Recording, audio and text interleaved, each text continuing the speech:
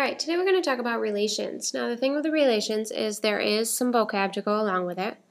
Okay, we're going to talk about a relation. We are going what a relation is, what a domain is, what a range is, and then we're also going to come over and talk about independent and dependent variables. Okay, so that is basically what this lesson is about. First of all, a relation is a set of ordered pairs. It is as simply as that. It is a set of ordered pairs. So you could put any ordered pairs together. That gives you a relation. Okay, now one thing to remember with ordered pairs is the x comes first and y comes second. All right, you can represent a relation by each of the following. In a table, okay, so you'll see the point 1, 1 is written 1, 1, 0, 2 is written 0, 2, and then 3, negative 2 written 3, negative 2. Okay, there's a relation represented with a table. And then with a graph, you can plot your ordered pairs. 1, 1, 0, 2, and 3, negative 2. There's the same relation written as a graph. And then by mapping, you write your x values in one, and then arrows go over to your y values in the other. So 1 goes to 1, 0 goes to 2, and 3 goes to negative 2. Okay, that's just a relation represented in 4 different ways: as ordered pairs, as a table, as a graph, and as mapping. Now, a domain, that is your input. Okay, typically it is your x values.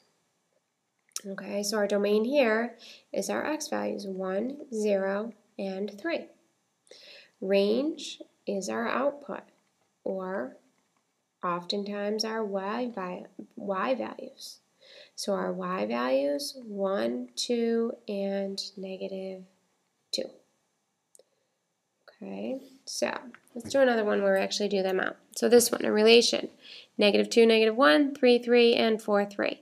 Let's express it in different ways. So as a table, negative 2, negative 1, 3, 3, and 4, 3. Now as a graph, we plot those points, negative 2, negative 1, 3, 3, and 4, 3. There's our graph. And then as mapping, we're going to go negative 2 goes to negative 1. 3 goes to 3. 4 also goes to 3. You do not need to write it again. Okay, 4 also goes to 3. So our domain, our x values, negative 2, 3, and 4. And the range, our y values, negative 1 and 3. If you had written negative 1, 3, 3, it's fine. You don't have to repeat it, but you can. It's not wrong. Okay. So there you go with that. Now let's go over and talk about independent and dependent variables. All right, independent variable. That determines the output. Okay, it determines the output. Typically, the independent variable is your x value. Okay, that is typically. All right, independent variable is your x value. Dependent variable depends on the input.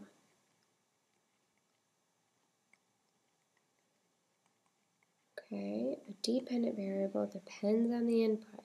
So that is typically your y value. All right, so this example right here. The graph below represents the height of a football after it is kicked downfield. Identify the independent and dependent variable for the relation, and then describe what happens in the graph. So if we look at this graph, we have time along this axis, height along this axis. This represents our ball, so the height of the ball goes up, reaches that point, and then comes back down.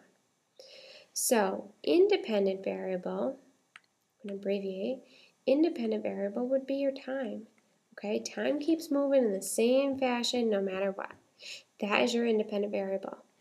And then your dependent variable, again abbreviating, is your height, because the height of the ball depends on how much time has passed. All right, so describing what happens in this graph, we have a football is kicked. So the football starts on the ground it is kicked, goes up into the air, reaches a maximum height, and then comes back down. So it starts on the ground, is kicked, gets higher until it reaches a maximum height,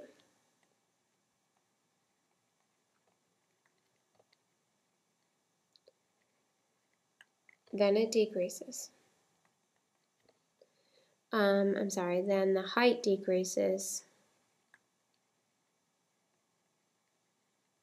until it reaches the ground, until the ball reaches the ground.